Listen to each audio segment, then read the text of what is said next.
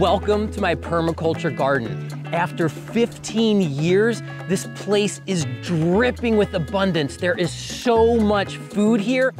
And in this video, I'm gonna share with you the 5 key design strategies that have kept this garden thriving.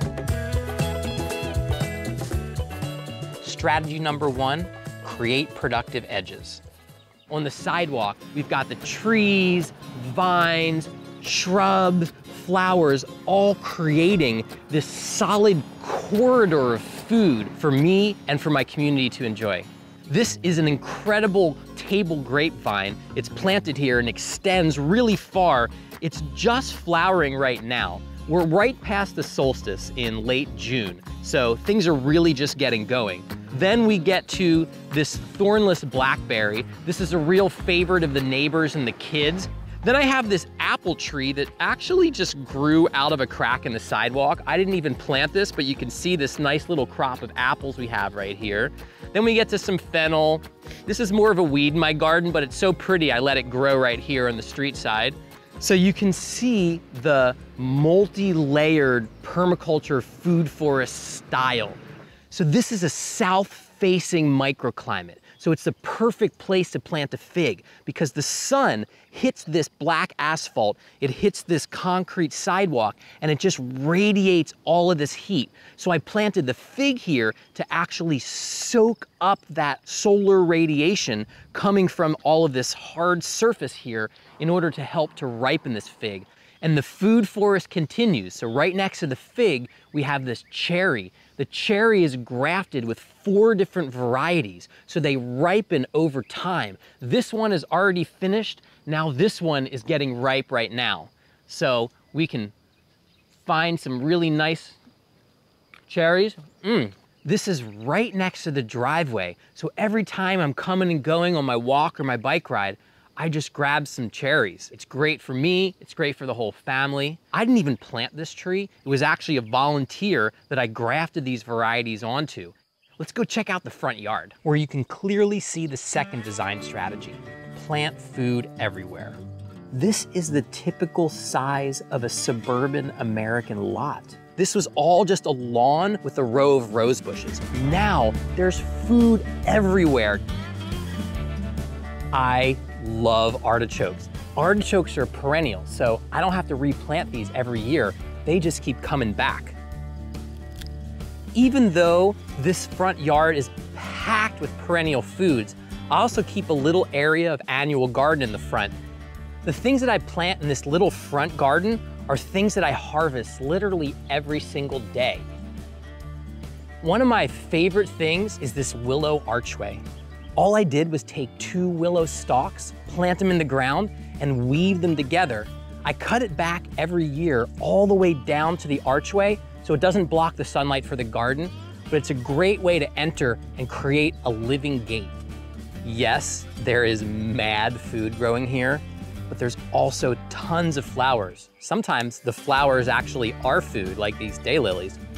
Having an abundance of flowers, it creates a garden ecosystem. So the ecosystem supports prey and predator relationships of insects, which then keep any pests in the garden to a minimum.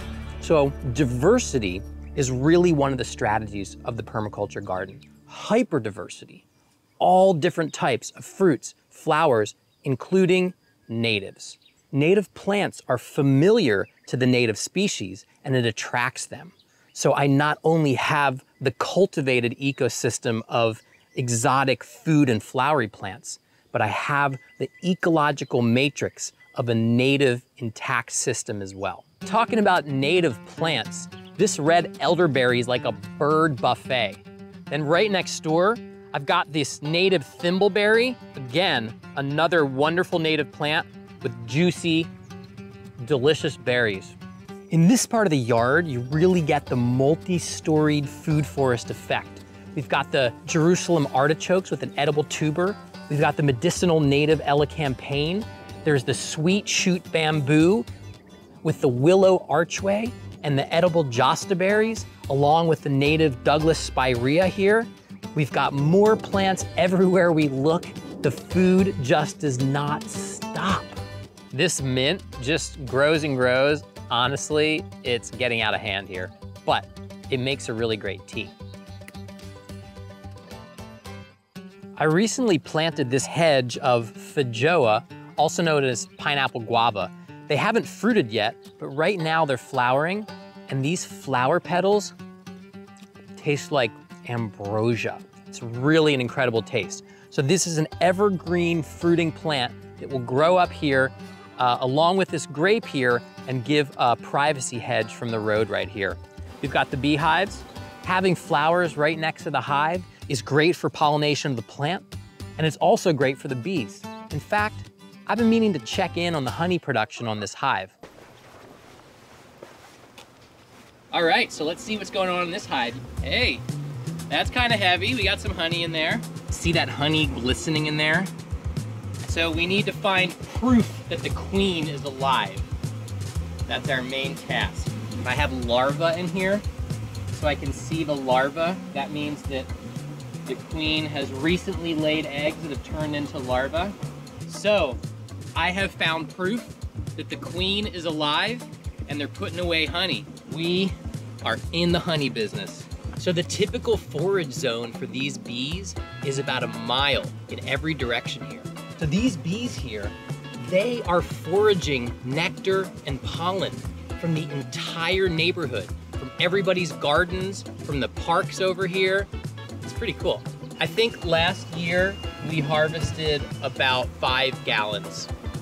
This lot is 1/3 of an acre. This is the typical size of an average suburban lot in the United States. But you can see when you create this complex design, you can actually have a mini farm that fits all of these different elements together in this micro space.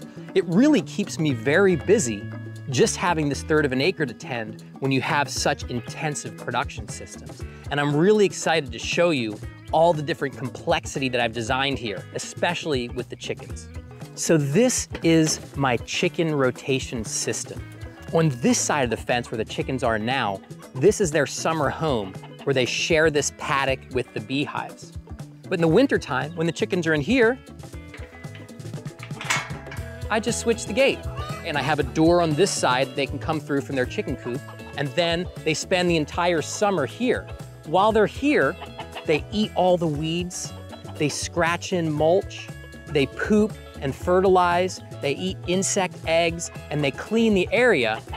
And then once this garden is done in the fall, I'll move the chickens back into this paddock, and then I'll plant this area again in a winter crop. And having the chickens move back and forth between these gardens creates a wonderful synergy where the chickens take care of a lot of the important garden work, so I don't need to do it. So let's come check out my larger annual garden. So this is more of my farm scale production. It's amazing how much food you can grow in just some rows of crops here. And the soil has been fertilized wonderfully. The weeds have been managed by the chickens. And I just plant and mulch, and everything just booms. And no Western Oregon garden's complete without a kale patch. The last design strategy that's critical for small spaces is creating microclimates. So there's about 50 trees on this small lot, but I've planted them in such a way to maintain solar access, maintain the sunlight on these gardens. To the west, we've got the willow, the cedar trees, the bamboo, the native red alder, the apple, and then to the north, we've got the red cedar, the Doug fir, and then we're open to the east and open to the south. So we've got this solar bowl effect. Next to the garden, I've made another special microclimate, a greenhouse. I love this greenhouse. Built out of almost all recycled materials, I designed this greenhouse to feel like a place I know and love, Tucson, Arizona. So it can get a little bit below freezing in here in the wintertime, but overall it stays much warmer than the outside. I've got a collection of different citrus trees, the Meyer lemon, the calamondine, the mandarin tree. I've got this Sonoran desert tree tobacco, various succulents, this tree tomato, and I've even got a jade plant that grew from a cutting from Jerry Garcia's jade plant. A friend of mine who used to live across the street was friends with Jerry Garcia's gardener and got a cutting of the jade plant. So Jerry's jade right there. Also, I collect the eggs from the nest boxes right here from inside the greenhouse. Now that we got these eggs, I am ready for breakfast.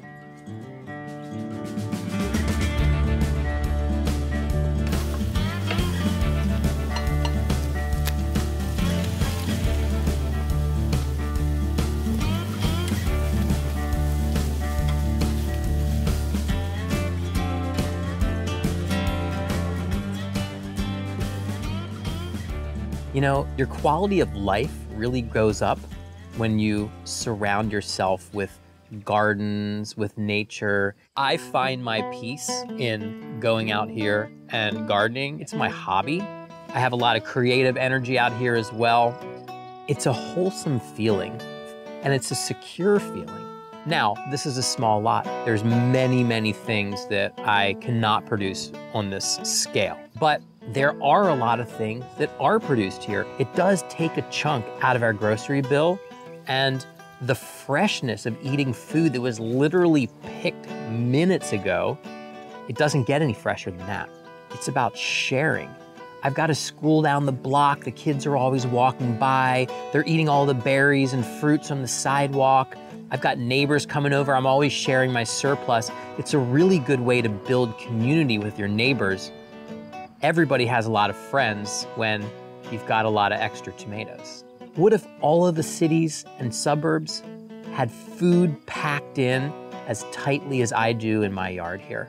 Imagine how much offset there would be from people's grocery bills, from the shipping, from the stores, the impact, everything. People would be healthier, happier, and more food secure. If you want to have food growing all around you, just go ahead and do it. Are you ready to transform deserts, create lush backyards, and feed communities? In my almost 30 years as a permaculture designer traveling the world, I've put everything I learned into Oregon State University's online permaculture design course, or PDC. The PDC and PDC Pro are the ultimate ways to begin mastering permaculture. Me and my team guide you through over 20 assignments with more than 100 hours of top quality video lectures and resources, all focused on developing your own property or project throughout the course. You'll get personalized feedback from a dedicated instructor in a small group setting. People are always asking me, how can I be part of the solution? This is your starting point. Check the link below for upcoming courses and join us in creating a better world for everyone. See you in class.